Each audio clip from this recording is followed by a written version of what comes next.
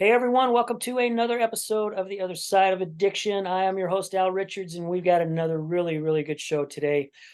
I met this guest, Dan Fortney. Now, Dan, did I say your last name right? Fortney, right? Correct. Yes, yes, sir. Because sometimes I have a way of slaughtering names, so I just want to make sure. So Dan and I met at a DEA family support thing here in Salt Lake City. As a matter of fact, it was at the Marriott up by the University of Utah. And they gave everyone a chance to get up and just share a little bit about their life and why they were there. And as soon as Dan got started speaking, right away I knew that I wanted to get this guy on the show. Many of my listeners have heard a lot of our other guests who have lost loved ones to accidental fentanyl poisoning.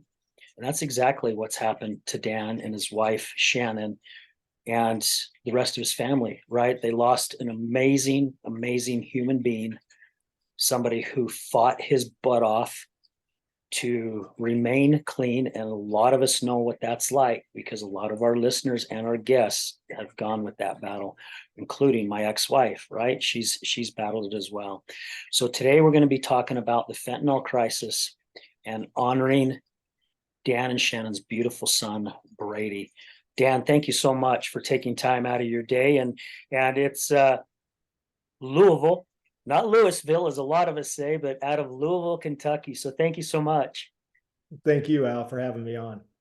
Yeah, it's an honor. You know, you and I got on the phone, I don't know, I guess about a month ago, and we spoke a little bit before we actually got you booked on, I think. I don't know. I've got so many things going on. I lose track pretty easy. And you know, you shared a lot of things with me, and I can't imagine. Whew, I'm already getting emotional. I just can't imagine losing a child, right? I have two beautiful daughters, three beautiful grandkids, and I just can't imagine losing them to something so senseless, right? Yes, So tell us a little bit about your story, if you would, please. absolutely, Al. Brady, our youngest child, passed away 2 years, 4 months, 29 days ago. It'll be 2 years, 5 months tomorrow. Um, Brady had struggled with substance abuse issues from the age of 13. And He fought as hard as we did, in and out of 10 different rehabs over 17 years. He fought as hard as we did to beat this horrible disease. And he was sober for a 3-year period of time from like 25 to 28 years old. And he just soared like an eagle, Al. What we saw in Brady during those 3 years was just absolutely phenomenal growth. He ended up being the son we raised him to be, and but just continued to battle this horrible disease. And On June 25th, 2021, he took what he thought was an oxycodone that he purchased from a trusted source, on again, off again girlfriend, and he didn't know what hit him. He died at the bottom of his stairs, his phone within reach, unable to move, because the oxycodone he took was laced with almost 100% dose of fentanyl. It Jeez. was beyond the 2 milligrams it takes to kill you. The only reason the medical examiner knew it came from oxycodone is apparently there was a trace of that particular opiate in his system. So we were shocked to later find it was fentanyl that killed him. Brady was just a larger than life kind of person, and when we couldn't get a hold of him on Friday the 25th of June 2021, we weren't alarmed, because a lot of times Brady would just go camping for a night, get off the grid, and we really didn't feel that anything bad could have happened until come Saturday evening. We couldn't get a hold of him. Sunday morning, we're beside ourselves, so we contact the police to go do a well check on our son on Sunday the 27th of June. And they knocked on his door. His car was there. His motorcycle was there. We just knew something was awfully wrong. And they said they couldn't enter for fear that, he might be armed. And I'm like, please, I don't think that's the case. Just enter. And they wouldn't. We finally got a hold of one of Brady's friends who actually had a key to his place, because I told him to just kick the door down. And he was able to get over there in a few hours and meet the first responders there. The odd thing is Brady's door wasn't even locked. It was Oh, unlocked, wow. which was very peculiar. And unfortunately, on that Sunday, via FaceTime, his friend Bruce, along with his pastor from his church, gave us the FaceTime call that no parent ever wants to receive, that our son was no longer part of this world. And it started, obviously the emotions pour. The worst possible thing can happen to a parent just happened to us. For 17 years, we thought about something like this happening. Every time Brady didn't answer his phone, every time he went off the grid. And you get 17 years through it, and you just get your son to 30 years old, and you just can never imagine that it still can happen. And it did.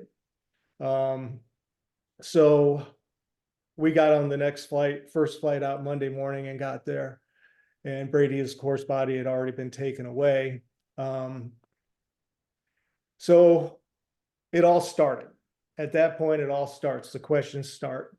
They confiscate when in a death investigation like that, for whatever reason, the protocol is to confiscate the phone and any other things that look to be possibly part of the death scene. And they quarantine those items. They put them in lockup.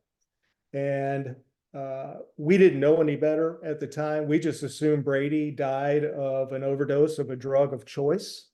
Brady had addiction to opiates, but also ketamine, which was one of his drugs of choice. So we just assumed Brady did too much ketamine, maybe mixed with a benzo or an opiate, and maybe it was a combination of, a death cocktail. It wasn't until toxicology came back 8 weeks later. It takes that long. Jeez. It was determined that it was a fentanyl, and that outside of THC were the only two drugs in his system, and a trace of that oxycodone, which clued the medical examiner of what the carrier of the poison was. So at that point, we're like, okay, Brady did not overdose. Brady took what he thought was an oxycodone for pain relief or whatever feeling that might have given him, not knowing it was fentanyl. He didn't have a chance. There was no one there with him. There was no one going to come rushing through that door with a Narcan shot or an inhaler to save my son. So all of a sudden our shift changed. This was not just an average, typical drug overdose. This was something bigger than that. So we immediately decided that we needed to get more of his friends involved. Up until that point, it was his boxing coach, who was like a second father to him, Israel. It was his best friend, Bruce, who was with him just the night before he died. But this on again, off again girlfriend was nowhere to be found. Once we found out it was fentanyl, we got her phone number off his Verizon data list, and we called her for her help. We said, can you please give us any idea of where Brady would have gotten oxycodone? And she said she would have had no idea, that all they ever did was sit around and smoke a little weed, but she's had no idea where he'd get any pills.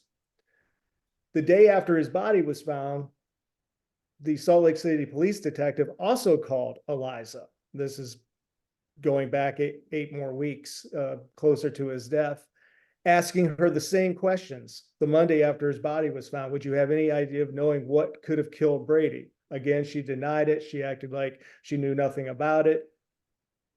Fast forward to when we called her and she said, I know nothing about it. So we needed to get more answers. And we enlisted the DEA here to come to our house and pick up the pills that we found in Brady's in his condo. And the DE. So can I pause you just for a second, Dan? Sure. So our listeners understand, because I mentioned at the first of the show that you're in a little town outside of Louisville, Kentucky, right? Yes. However, your son lived here in Salt Lake City. Correct. Okay, So I just wanted our listeners to understand so they're not getting confused on, yeah, okay. So hence the well check, and I probably should have been open about that. No, Yeah, it's okay. we're 1,600 miles away, so you can't get a hold of your 30-year-old son for one day. You don't hop on a plane, but by the second day, you're panicked, and Yeah. then obviously you had no choice.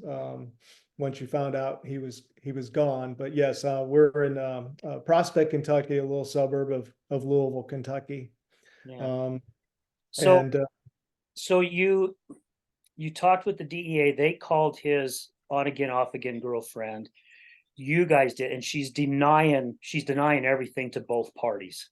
Correct. So originally after Brady was found dead, the detective with Salt Lake City Police, the actual death detective, called her and asked her all the questions he asked his friend Bruce. Would you have any idea of knowing what Brady took, et cetera, et cetera? All the time, fast forward to where we are today, knowing that she knew exactly where he got the drugs. So after she told us she had no idea, we decided to enlist the local DEA here in Louisville to come over and get the pills that we found, and they shipped them to the DEA in Salt Lake City. We didn't want to handle that transaction for obvious reasons. Once they received the pills, they also asked for Brady's phone because we were unable to get into Brady's phone. We finally got it back when they called us and told us, or when the death certificate came out and said accidental overdose fentanyl, the detective released the phone to our possession. Of course, we couldn't get into it because it was encrypted. So the DEA in Salt Lake City enlisted the FBI in Salt Lake City forensics lab to open Brady's phone.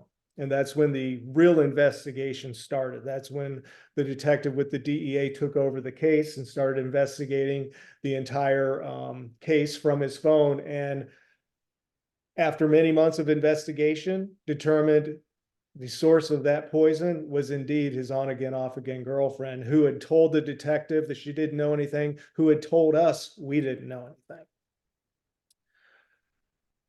The worst phone call I could have possibly got was June of 2022, when that detective with the DEA called and said he has submitted the case to 3 different entities within the Justice Department: the local district attorney, Sim Gill's office, the state prosecuting attorney, as well as the U.S. Attorney's Office in Salt Lake City. And all 3 entities declined to take Brady's case.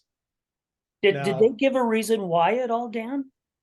the factors that were given to me at the time from the detective said a combination of a lot of obstacles. One, this was during the time COVID was very prevalent in our country. The courts were backlogged with all kinds of cases. They couldn't get to trial. At that point, fentanyl poisonings were becoming very, very consistent within the Salt Lake City area. Actually, 690 people died last year from fentanyl poisoning in the state of Utah. 690. Yeah, somewhere in that range, give or take a few lives. And so one of the reasons was the backlog of the court system. 2, there's so many fentanyl poisoning deaths that they wanted to take the cases they stood the highest probability of winning. And those cases are typically when a person buys 1 pill off of Snapchat from a dealer, or they can pin that 1 pill exactly to the person who sold it, and they feel they have a more solid case. In Brady's case, yes, it's clear that he bought oxycodone from his girlfriend, but it might have been harder to determine that the pill he took actually came from her. That was their reasoning. Okay, all right. But again, none of that sits well with a grieving parent, right? Absolutely, yeah. And I'll tell you, the DEA agent, the detective, was shocked, extremely shocked. So I said, Detective, would you mind if Shannon and I tried calling his girlfriend again to tell her we know it was her, and would she do the right thing? So we did. We arranged that. And we called her together, and we were very, very open, extended an olive branch and said, listen, Eliza, I don't know why you lied to us. Maybe you were scared, but we know it was you who sold Brady the oxycodone that was laced with the lethal dose of fentanyl. And it's all here on his phone. Apparently you've been selling these all over the city. There might be more deaths on your hands. And her comments were, I know nothing about fentanyl. And I said, well, the pills you sold to Brady had fentanyl in them. And, you know, you're responsible for his death, along with whoever sold them to you. And she said, well, what do you want me to do? And she said, I don't know what to say. And I said, well, say you'll help us. Say you'll do the right thing. And we left her with Detective with the DEA's phone number to call in hopes that she would come in for questioning and then give up her source, right? That's what we want to find. We want to work it up the food chain. We want to find out who sold this poison to her. And actually, so far up the food chain, who actually knew it was poison? You know, a lot of these grassroots dealers have no clue that what they're selling someone out there is poison. But somewhere in that food chain, that distribution food chain, knows exactly that it was poison. And that's where you want to work it up that chain. Well, of course, she didn't call the DEA agent. We waited weeks. I would say she's got sociopathic tendencies. She's more concerned about self-preservation than she is doing the right thing. So we kind of hit a rock wall right there. So it went one step further and reached out to the detective with the original death detective with Salt Lake City Police. And I called him personally and I said, listen, now that you know that this young lady did nothing but lie to you when you called to ask her if she had any information about what Brady would have taken that would have killed him, you know that she lied to you because the detective with the DEA gave him the report that showed she was the source of the poison. Can you bring her in for questioning? Maybe you can scare her to give up her source. Maybe something still good can come out of this. Maybe Brady can get some justice. And he refused to do it. Even though she lied to him, he refused to do it. Jeez. I said, okay, I have a dead son. And we have a girl here who's lied to his best friend, Bruce. She's lied to you. She's lied to me and my wife. I have a dead son and a girl who's lying. Doesn't that tell you something? He said, well, she's just going to lawyer up. I said, well, let her lawyer up. Bring her in. He goes, well, it doesn't work like it did in the movies. I said, don't, I get that. I understand, this isn't Law and Order. Okay. But I know that if you brought her in, she may end up turning and giving up her source, at least doing that to save her skin. And then we have somewhere to go, something we can bite our teeth into. He still refused to do it.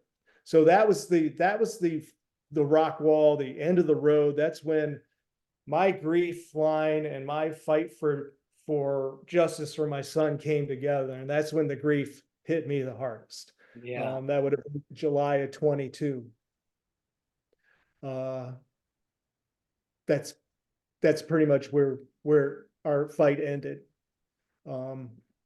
Until I got the call to come to the Utah Family Summit and had an opportunity to meet you and so many remarkable dignitaries from all over the country. Was given the opportunity to talk and tell our story. And you never know what can come out of that, right, Al? I mean, there were some heavy hitters in that room. Yes, there actually was. I was actually shocked, in all honesty, of who happened to be there. And title is just a title. I just look at it that way, right? A title is a title. It doesn't, to what means to me the most is the person that's under that title, right? are they going to hold themselves to being where they're at? And for me, listening to some of these people talk, and the ones that I actually had the honor to speak with face to face, I'm like, man, these are freaking some good people. These are people who literally, I felt like anyway, who they want to make a change. They're doing what they can to go after these people, right? That are poisoning our youth, that are poisoning us. Yes. Because again, it has to stop at the head of the snake, right? That's the only way we're going to get this to stop. And I'm sure they're held back by a lot of red tape and a lot of different things, because you and I don't know everything that goes on behind their scenes, right? Right. Kind of like people don't understand what you and your wife are going through when they haven't gone through it either.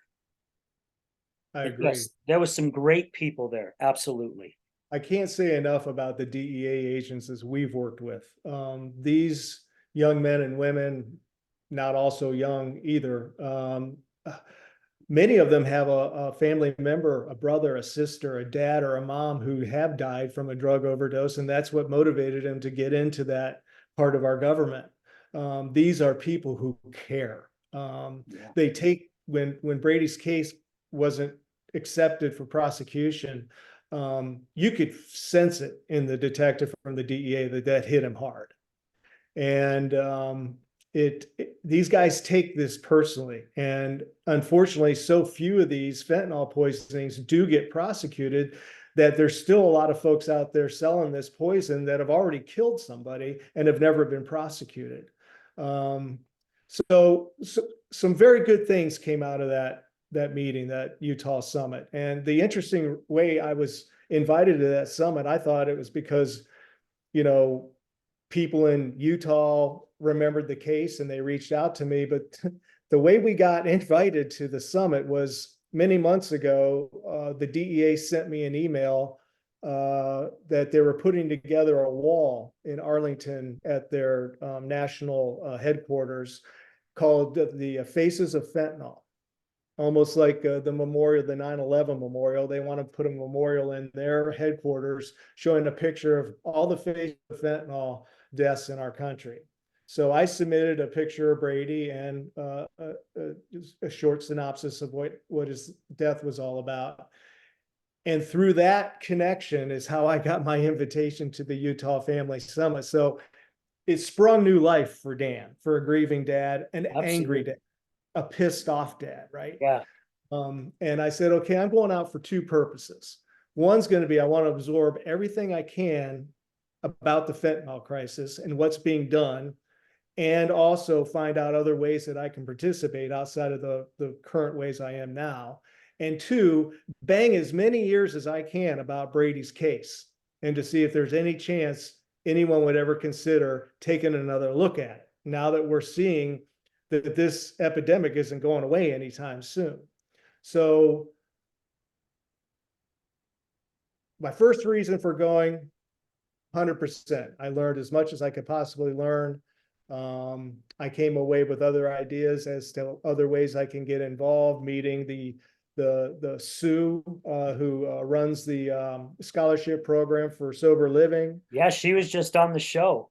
Was she? Okay, Yeah, okay, yeah, yeah. If you go on our YouTube, you'll see the show we just did with her about a week and okay. a half ago, 2 weeks ago. Well, it's so odd that Brady, when he chose sober living in Salt Lake City with next level recovery, he received scholarships to offset the cost of sober living. And I'm almost certain they came from Sue's organization. Where else would they have come from, right? Yeah, yeah, right. Yeah, So that was kind of really neat to meet her, because that helped Brady tremendously. 6 months in a house and having a lot of those costs offset by Sue's organization was pretty special.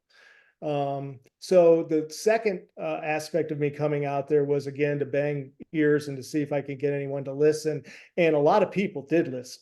Where that will take us, Al, I'm hopeful.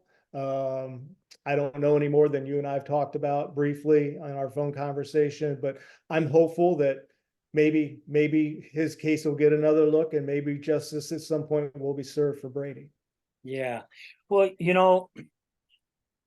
Dan, you're doing it, right? You're doing everything you can as a parent, and unfortunately, our hands get tied with things, right? There are some things out of our control. However, doing what you're doing, continuously voicing it, continuously getting out there.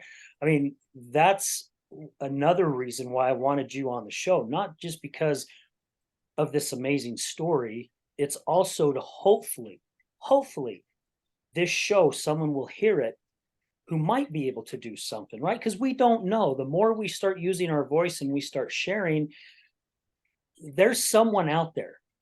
I know there is. There's someone out there, and it'll get there eventually. It may not be in the time frame we would like, right? Because again, I'm sure, I mean, it's been 2 years, and I'm sure you guys are still just as angry, if not more so, because nothing's going on, right? You want Right. justice for your son. I mean, I would. If that happened to one of my daughters, I'd be beating down every freaking door I possibly could beat down. And if they put it up, I'd beat the damn thing down again. Just exactly what you guys are doing. Because someone eventually will listen. Someone. Well, we're hopeful, and that summit did a lot for me. I came away with a lot of new ideas, met some great people, you included, and inspired me to try to do more and get the word out even more. So what I'm doing now, what we're doing is we support a group called Families Against Fentanyl. And our main support for that group is to bring awareness to our citizens about this fentanyl epidemic. Um, Donations to Families Against Fentanyl can be used in a multitude of ways. One, lobbying congressmen at the federal level. Two, putting up billboards all over the country listing fentanyl. A lot of folks don't know this. Fentanyl is the leading cause of death ages 18 to 49 in our country. Oh yeah. Yeah, There's it's getting bad. I mean, it's if I'm not mistaken, it has now killed more people than who died in, I think, in World War One and World War Two, I think. Yes, yes, it has. That's Yeah. correct. 210 or more people will die today, US citizens, from fentanyl poisoning. That's a huge number. When you consider all of 2022, 45,000 people died in automobile wrecks. Almost twice that many people will die this year of fentanyl poisoning. You know, this is the stuff that ticks me off, Dan, right? There's there's a lot of craziness going on out here, and especially here in our country. I mean, our country is under so much turmoil, something we've never seen our whole life. And we have certain individuals who want to ban guns because of the deaths. Fentanyl has killed so many freaking people, and I don't ever really ever hear a damn thing being said about it. It's like hush hush. It's like, don't you dare talk about it. Let's talk about guns, right? And I understand it's not the guns that are killing people. It's the people who are killing the people with the guns. Just like these are people killing people with the fentanyl. They're poisoning us. And that's their whole purpose. That's how I view it. They're doing this on purpose. Instead of starting a war, they're starting a war differently to kill us off by this poisoning, right? And then I've heard so many other freaking times too, they blame it on the addicts, just like the freaking Sackler family did with the oxycodone. When people started dying because of that, we'll blame it on the addicts. Bullshit. Stop pushing it on somewhere else. Go after the people who are killing us. I agree. And the way to do that is to start prosecuting all of them if you can. Yeah. And one of the greatest takeaways I received from the Utah Family Summit was the acting director of the DEA force for Utah is starting to put together a task force that will go into these death scenes with first responders and teach them what to look for. This has been the biggest failure in Brady's whole investigation, was right at the death investigation. When they called a detective to come over to look at Brady's death scene, he immediately just put it in that little box of drug overdose. Okay. Stigma, that We saw stigma some again, right? drugs out, Mhm. here's his phone, get that, grab a few of these things, wrap up his body and get him down to the coroner's office. And that's it. We come in the next day, my wife, myself, my oldest son, Brady's brother, we come into a condo that at the bottom of the steps was a pile of Brady's bodily fluids and his hat laying there full of them. They hardly looked anywhere. We saw a footprint that was in his blood that was taken up the steps. They did a dirty job. They didn't even tape off the scene. It was just basically, this is another drug overdose, no big deal, let's get out of here. What needs to be done now is all drug overdoses need to be investigated like they're fentanyl poisonings. Because I can almost guarantee all these families that were told 5 years ago that their sons or daughters or brothers or sisters died from a combination of drugs, they weren't even testing for fentanyl 5 or 6 years ago. Yeah. I guarantee you it's the fentanyl that killed them. I would say that they claim that 70% of all drug overdose deaths are related to synthetic opioids like fentanyl. I would say it's more like 90%. Fentanyl is what's killing people. You have to do, and there's a difference between overdoses and poisonings. And that's why these first responders need to treat the scene almost like they would a murder scene. Collect the evidence you need to collect. Look for more than one phone. Bring in people who can test the place for fentanyl. One of my discussions with the detective for the DEA, he's on a new assignment now. He reached out to me the other day to let me know that because of Brady's death and many others, he was able to get a canine, train canines to detect fentanyl in crime scenes. So this is a Wow. new initiative. This guy's actually out in California training this dog right now, and he's going to return back to Salt Lake City. And when they go into these overdose, what appear to be overdose death situations, they'll be coming in with a DEA trained dog that can immediately determine if there's fentanyl there. Because it's not only, you want to find out what killed this person, you don't want to expose these first responders to this stuff. It can leach through your skin, airborne. It only takes 2 grains of salt of fentanyl to kill you, 2 milligrams. That's it. And so that was a real great takeaway from the Utah Family Summit, that they are putting together this task force. If that task force would have been in place on June 27, 2021, when they found my son's body, we would have known probably within hours that there was fentanyl they found fentanyl, or the dogs determined there had been fentanyl there. The investigation would have taken an entirely different direction. We didn't know that until, like I said, months later, when the FBI opened the phone, and the toxicology came back. So we just lost so many months because the first responders, in this case, the death detective, just did not do a thorough job. Yeah. Yeah, I have to agree with you on that, Dan. Again, I don't want to say it's too little, too late. It's not, because, I mean, we know for a fact, just by going to this summit, there are people that really do care, and they're doing their best to make some changes, and they're fighting just as hard as you're fighting, to get justice, right?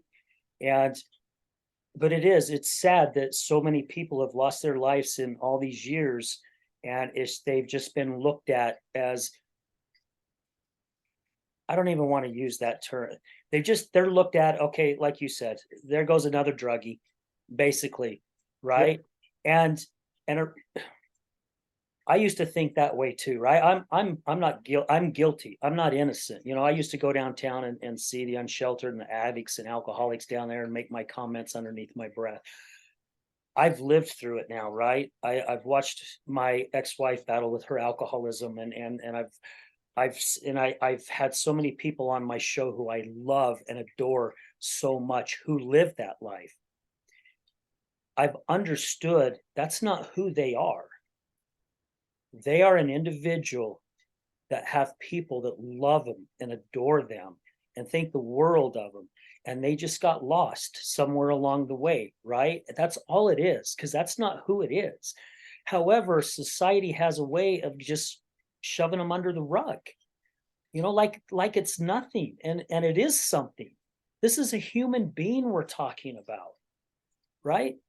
I I agree. mean, we're someone loves us out there, whether it's someone that even has lost their family. They still have certain individuals that probably love them as a sense. Maybe not all of them are the right type of people, right? Because it depends on the crowd that you're hanging with. But my gosh, there's not a one of us that deserve to be shoved under the rug. Not a one of us out there. And No, it no, doesn't matter what our past has been. It doesn't frickin' matter, because all we can do, and this is something, and I'm not tooting my own horn here. This is something I'm working on, right? When someone is feeling a certain way, instead of me taking it personal, which I've done pretty much all my life, is going, okay, pull the reins back a little bit. I'm going to put myself in Dan's shoes.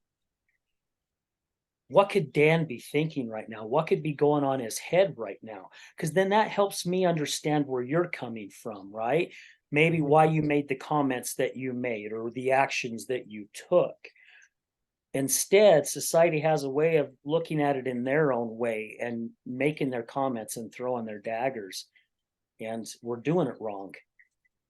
right. And No, our and justice system is doing it wrong. I agree. Getting back to the fentanyl crisis in itself, this is going to continue until we start arresting the dealers. And those aren't the ones we really essentially need to help curb the fentanyl epidemic, but you start there. Yeah. Bring them in, arrest them, get them to cut a deal so you can work it up the food chain. That's first and foremost, and that has to start right at the grassroots level, both with death investigations being done correctly and getting that handler, that dealer into the police office, get them arrested and get them to squeal and work this thing up the food chain. And also, and that's all my wife and my son and I have left, is trying to get the word out about this epidemic. So if we can save one other family from the nightmare we live every day, and you don't get over the loss of a death. We've lost all our parents, and in a short amount of time. And you go through a couple rough patches, right? But you understand that parents typically die before children. There's no script to burying a child, and I wouldn't wish it on my worst enemy if I had any enemies. It's just hard to describe. You can't escape the feeling of, well, they say there's 5 steps of grief. I think they have to add a few more. And I'm still in that. I haven't gotten over the anger or the acceptance. And I'm still got so much rage in me that I want revenge for the death of my son, because he didn't choose to die. He Yeah. chose to take an oxycodone, right? He had no clue what was in there. And I've talked to folks who have had children who almost died of fentanyl poisoning. And they were fortunate enough to be at a school or near a medical facility where they were given that shot of Narcan that brought them back. And one of them actually was the nurse for my general practitioner. Her son had overdosed took a pill. I don't remember what kind of pill, but it had fentanyl in it. For some reason, she woke up at 2 o'clock in the morning thinking, I need to go check on my son. She came in and saw him unable to move, and administered a Narcan shot and brought him back. And she asked him to describe what was going through his mind. When he couldn't move anymore, he was wide awake. There was tingling in his finger, tingling in his toes. He couldn't move and he couldn't speak. All he thought about, oh my God, what have I done to myself? Please, mom, come through that door and save me. Yeah, Tears right. rolling out of his eyes. He knew he was going to die, but his mom came in and she was there to save him. Wow. Those same things went through my son's mind at the bottom of those steps. He knew he was going to die, and he probably knew that there was no one coming through that front door, even though it was unlocked. There was no one coming through that front door that was going to save him. And he's probably saying, oh my God, what have I done to my mom? What have I done to my dad? What have I done to my brother? What have I done to myself? I'm going to leave this world. And he did. Because it took 2 days to get a well check, by the time they found my son, he was unrecognizable. They couldn't even match his face to his driver's license. We could never view our son's body. We had to say goodbye to his right wrist to identify his tattoo, because they said there's no way you want to see your son the way he looks. These things are so hard to live with. Yeah. You go back in your mind, why was his front door unlocked? Was he expecting his girlfriend to come over? Is that why the front door was unlocked? We have so many theories, one of which is, did she possibly murder our son? Is that a possibility? Because of some of the texts, the way they were worded around the time he died. Is that why the front door was open? Because Eliza was on her way over. Is that why she was, when Bruce, his best friend, called her and asked her, when was the last time you talked to Brady? And she said, Sunday, knowing Bruce and everybody knew he had died 2 days prior to that. And she immediately lied about when the last time she talked to him, lied to the death detective, lied to us. Yeah. Did she possibly murder our son? Did she possibly go over there? Was that her footprint in his blood that went up the steps? Did she come over, walk over his dead body, take what she wanted, including any cash, and leave him there to rot? These things haunt me and my wife at night. I can imagine. How could they not? Right? I mean, seriously, how could they not? I would go through that same thing. I know me pretty well, and I know I would be doing that same thing. And the anger, oh my gosh, for it to just sit there and You fester. froze up on me there. Fester.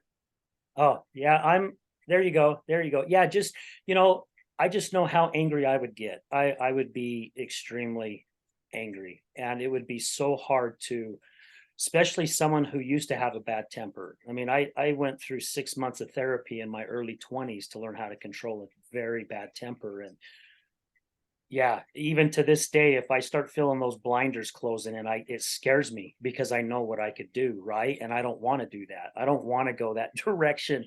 I've held myself back since my mid-20s up to my 60s. I don't want to go backwards. However, I know when it's coming, because I can recognize it, and it scares the hell out of me. And I just can't imagine, especially when they catch the person. I'm going to put it that way. I'm not going to say the if word. When they catch this person, when it happens, it's going to happen. To hold myself back, or for you to hold yourself back, I bet it's going to take a lot of strength. Well, it has, and it's just hard to put into words how you feel. We raised our kids, to do the right thing. And this young lady just chose not to do the right thing.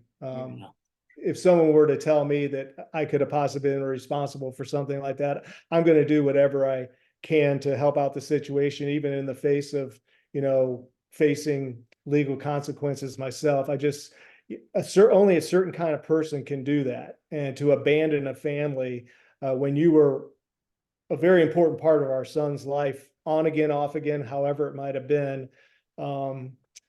There's just no excuse for what she didn't do and what she had done. So what do we do? All we can do is just keep trying to get the word out, Al. Yep. That's the main thing. Is I just want, if anyone, when people listen to this, to know, talk about fentanyl, talk about the fact that it's not just in pills. It's not just, they're not just cutting heroin and cocaine with it. It's in all pills. Percocet. A lot of people don't remember that it was Percocet that Prince, the artist Prince, took. He bought it from his handler, someone who he trusted. It also had a lethal dose of fentanyl in it. That's what killed Prince. So it's not just killing our youth; it's killing Yeah. some of our champions. Yeah. So Well, get the word. and into vitamins as well, right? They showed us the pictures of how they're making them look like Flintstone vitamins. And so they're targeting our youth, our young youth, right? Because who else takes Flintstone vitamins? Not you and I. Are we freezing up Yes, again? yeah, you froze up a little bit, but I got you now. So that was the main purpose of, what I want people to take away, is understand that this is everywhere. It's in pot. Um, uh, it's on every pill you buy, like Xanax, Oxy. It's in methamphetamine. It's everywhere. Yeah. Adderall. There's no drug that's not possibly laced with this poison. So get the word out. Tell your children, don't take a pill that doesn't come from a pharmacy. Start talking about it. Have parents meetings to go over what's going on out there. Bring awareness to every family member about it. The other thing is, if you are so unfortunate where you do have a child or a brother or sister, a mother or father, a cousin that died of an overdose, be vocal. Tell the first responders what to look for. Get attorneys involved from an early stage to get the phone back, so you can get into that phone and immediately find out who that person was talking to. Why wouldn't you do that? Yeah. Why would you put the phone away? That did nothing but delay us finding out what killed our son. Be vocal out there. Be a proponent. Work with groups like Families Against Fentanyl. We're not just putting up billboards. They're lobbying Congressman Jordan out of Ohio. He's a huge proponent for getting fentanyl listed as a weapon of mass destruction. Yeah. If we can do that as a nation, we can actually, our military can go into Sinaloa and Jalisco in those areas of Mexico. They can go burn down those labs and burn down those fentanyl processing centers, which you saw the pictures at the Utah Family Summit. Oh yeah, I think Like everyone needs cooking to in the see those woods. pictures. Yeah, right. Yeah, it's not no chemist lab. And I'm No, serious, guys. This is no chemist lab. It is not clean. It is filthy, and there are people just out there, actually in the middle of nowhere, with um, like really cheap chemical suits on and rubber boots out in the mud outside, mixing this crap up. Who knows what's going in there, right? yeah, Bugs, they're cooking flies, it. mud. They're cooking it with a propane Bunsen burner in a Right, drum, right. Stirring it in a with a tree 25 trunk. gallon drum that has an epoxy coating on it that's putting poison into it. Oh It's my just, hell. and that's what they're pushing over our borders. Yeah. So obviously, there's not a whole lot we as citizens can do immediately politically to get things to change at the border level, but we can be vocal about our disapproval of what's happening at the border level. Absolutely. That's a big portion of stopping the flow of fentanyl, but also getting the proper equipment and training more and more dogs to know when fentanyl is coming across the borders in cars and trucks and in the middle of produce trucks. Better equipment to detect the flow of these drugs coming in, not just on foot, but via vehicle as well. Yeah, I definitely agree with this. You know, again, for those who are listening to this show, Dan said it. Get your voice out there. Keep pushing. Guys, when you see this show, share it. I mean, seriously, share it with every freaking person that you know. Get it out there on social media. You guys will see it on our YouTube. You guys can share it from our YouTube channel. It goes on my Facebook. Dan will have the links. Once this show comes out, he'll have the links.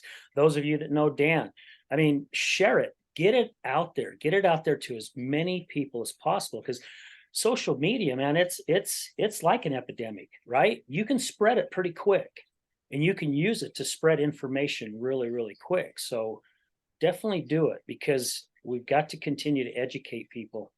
You know, I'm looking forward on December. I think it's the 15th of December. I actually have Dustin Gillespie, who was Oh, there. yeah. You know, he's one of the special agents. He's actually coming on the show. He got approval to come on the show, and I'm really looking forward to that interview with him. You know, so Dan, Dustin's a with solid. what some with what some time we have left,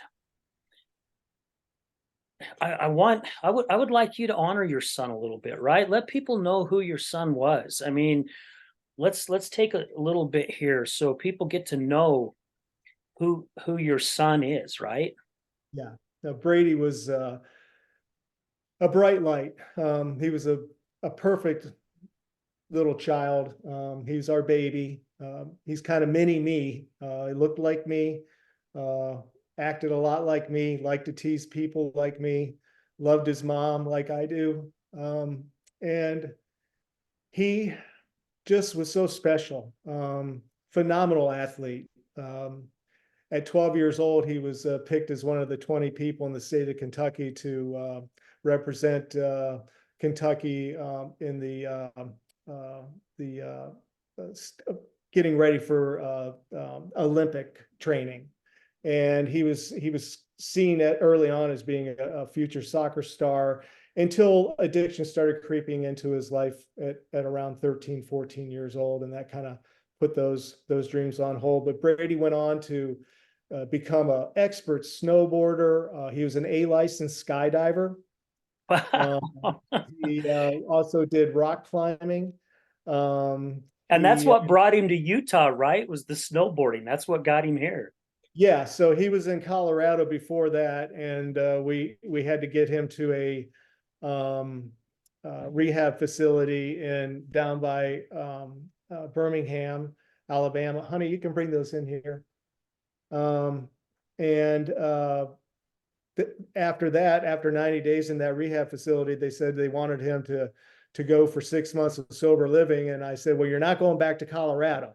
And we found the spot there in Salt Lake City, and he just fell in love with the mountains. And they grew up skiing with us their whole life. And he just became an expert snowboarder out there, and then got into skydiving and rock climbing. He and his brother Shaun did Angel's Landing down outside of St. George in Yeah. Zion. Yeah. And he just was all around just thrill seeker. He and each of my sons, every year we'd take a dad trip together, and they would pick out where they wanted to go, and mom and dad would pay for it. But it was a mano a mano, son and father. So one year, Brady chose Iceland. So we did a self-drive around Iceland for 8 days and just had the time of our life. Another year, my oldest son chose Antarctica, and then Brady chose Indonesia, and my other son chose parts in Europe. And we just did these mano a mano trips, which those are some of the greatest memories I'll ever have. And even during those times, even when Brady was in an addiction mode, a substance abuse mode, he always showed respect, not to do those around me when we were on those trips, which I look back on, and I can only imagine the willpower it took for him to do that. Yeah. And because he fought as hard as we did. He didn't want to have substance abuse dependency. It's just something that it's a disease. And but he was just a wonderful, wonderful young man. I have a beautiful photo of him here, if I can hold it up. Wow. Man, That's Brady. he looks like an athlete. Yes, he was a chiseled young man. Yes.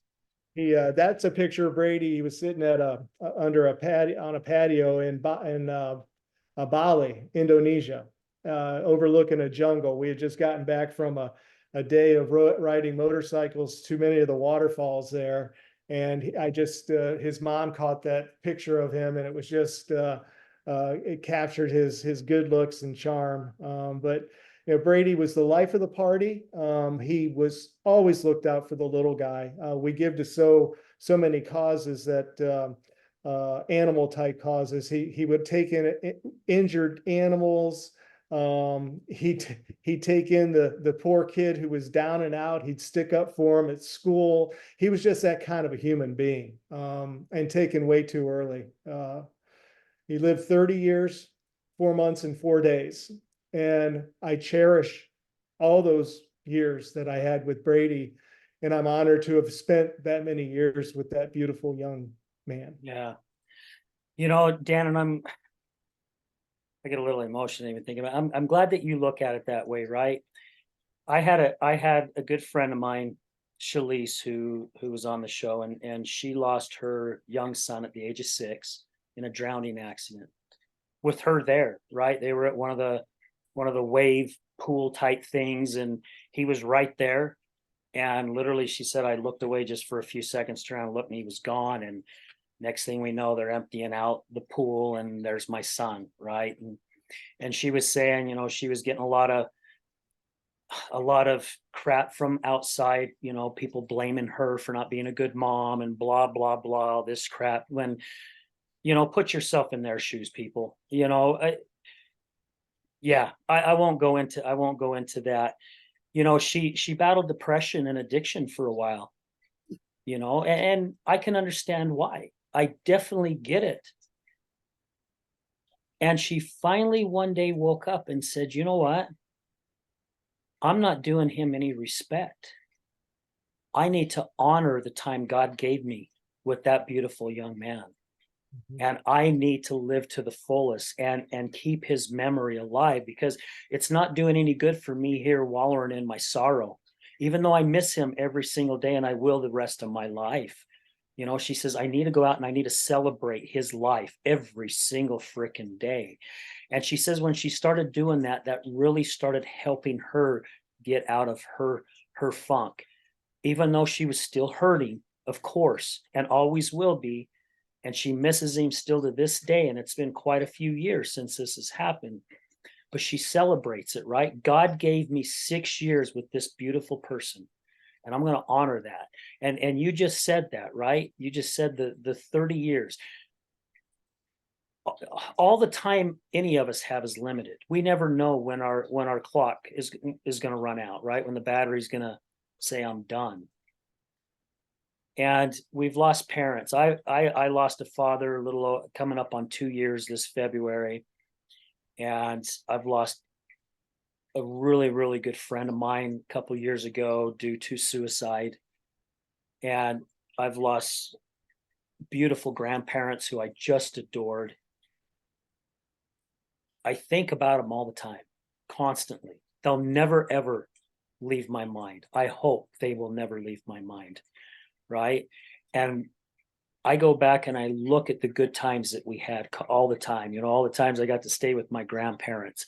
I was very lucky. I was in my 50s, I think it was, or late 40s before I lost my very last grandparents. So I had grandparents almost through halfway through my life, right? 2 grandmas and a grandpa. And I cherish all that, and I will continue to cherish. And do I miss them? Absolutely. But I'm going to celebrate them constantly as well in my own little way. And it helps us, I think. I may not be 100% sure. I just know that it's working for me, that it helps me with my grieving. Because you said it at the beginning of the show, our grieving doesn't stop. It's not going to go away. However, if we can find something on a positive part of things, and that's celebrating that time. And you're lucky. I get emotional talking about it, because you're lucky because of all those times you got to spend with both your sons, traveling, going to different places, right? Right. Man, just those memories, they'll never go away. And yeah, you guys are very lucky and blessed in that part.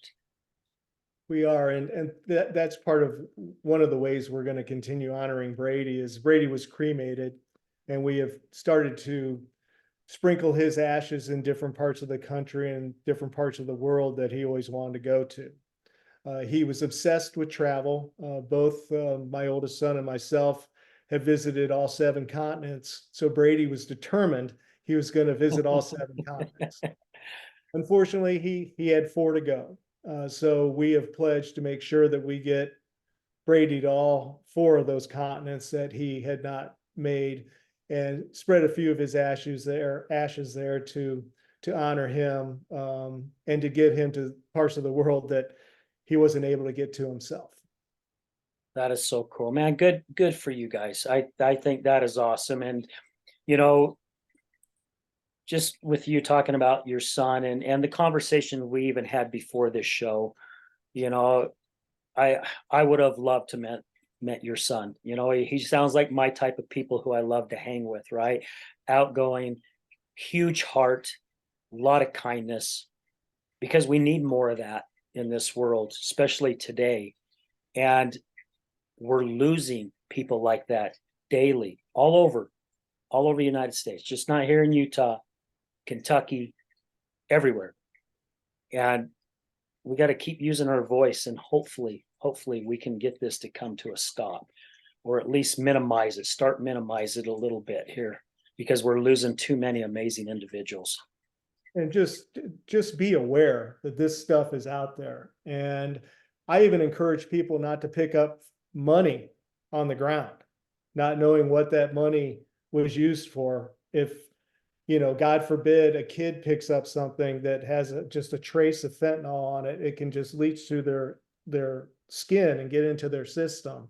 But be aware of it. If you do suffer from substance abuse issues, and you do drugs because you're addicted to them, go on Amazon, buy fentanyl testing strips, test your drugs, make sure what you're taking isn't poison.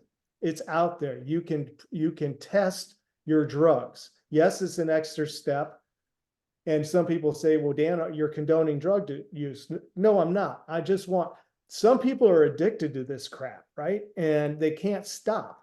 They don't deserve to die. Right. Absolutely. And these testing strips are not legal in every state, but you can buy them on Amazon. And anyone who does drugs on a regular basis should be testing their drugs.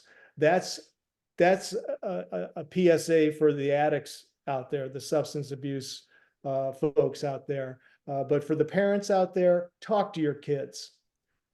Monitor their social media to a certain age until they're legal, old enough where they can tell you not to. Get involved. Talk to other parents about it. Get with the school to have days where they talk about this. Bring in speakers to talk about it. Bring in grieving parents to talk about it. Just get the word out. Don't be afraid to talk about it with your children. It could save their life. Yeah, absolutely. And I would love to see more than that, especially here in Salt Lake, right? I had Nicole on the show last week, who was there, and Yeah. she would prevent ed. And yeah, I messed that one up at the beginning of the show. I was saying prevent ED. Oh yeah. She's like, Alice, prevent ed. Don't worry, other people do it too. Anyways, I'm glad she has a sense of humor. But they're doing a lot of that, right? Out of St. Louis. They're hitting a lot of the schools at a very young age. And we need to do the same here. And I've tried getting into some of the high schools, and I'm just being told no by the principals. They don't want people to come in and talk about drug use or anything like that, or alcoholism. Now you can get in through the back door. A lot of times you can come in and talk to a health class. However, I really do believe it needs to be a whole assembly. I mean, seriously, it does. And why they do not want us to talk about it, I don't know. I just don't get it, because Dan, you've said it many times throughout this show. We need to talk about it more, a lot more than what's going on right now. Agree. They'll bring in Mothers Against Drunk Driving every year. They should do the same, bring in, grieving parents of fentanyl Yeah, poisonings. It is, as the DEA will tell you, sometimes they get pushback from a lot of parents. They're like, why aren't you doing more to stop the flow of methamphetamine and cocaine and heroin that's coming into our country? And they say, we're focused on stopping the flow of fentanyl, because fentanyl is what's killing everybody. Okay. yeah. It's the fentanyl in the heroin, the fentanyl in the coke, the fentanyl in the pills and on the weed that's killing everybody.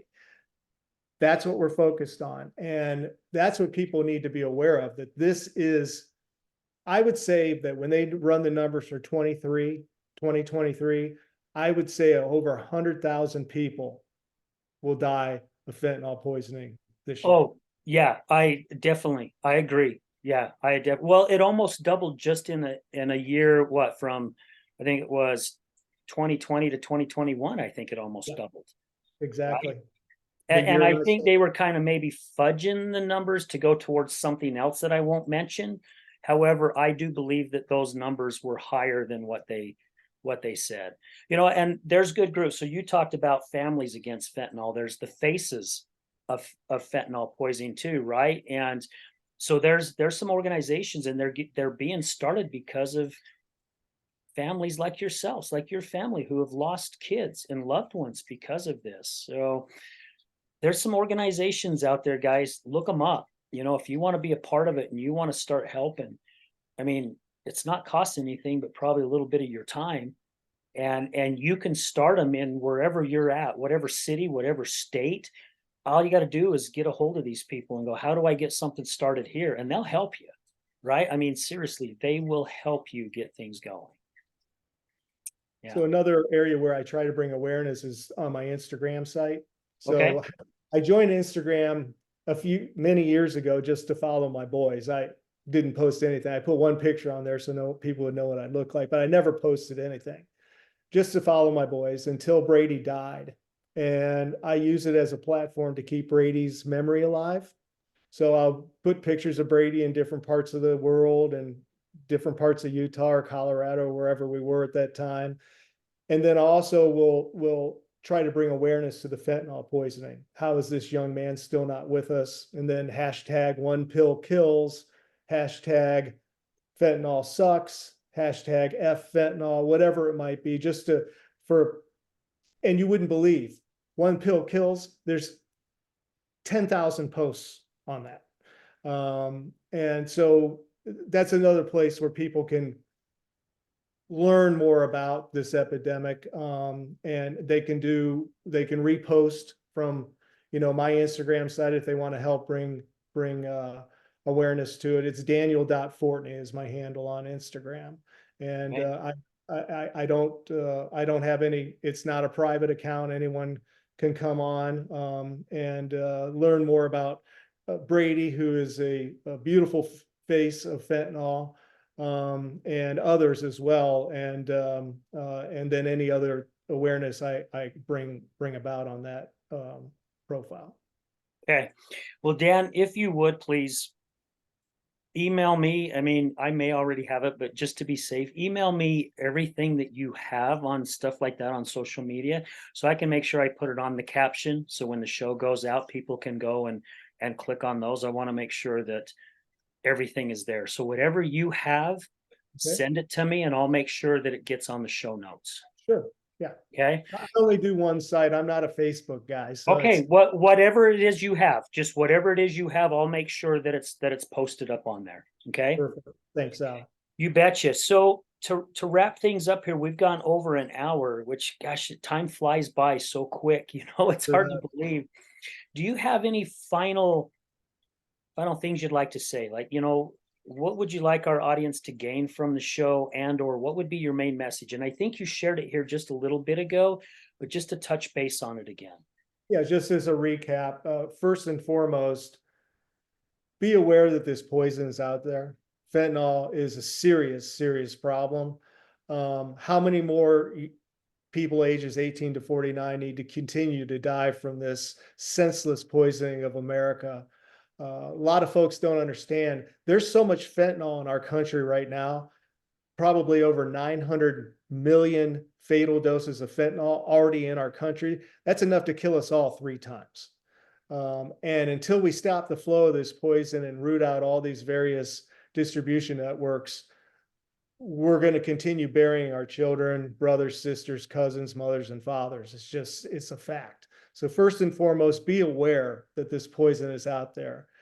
And secondly, if you are unfortunate enough to lose a family member, a loved one from a drug overdose, be proactive with the first responders to do a thorough job of investigating and quarantining the death site so the proper authorities can come in, be it task force, to properly investigate it as what it probably is, a fentanyl poisoning scene or even a murder scene.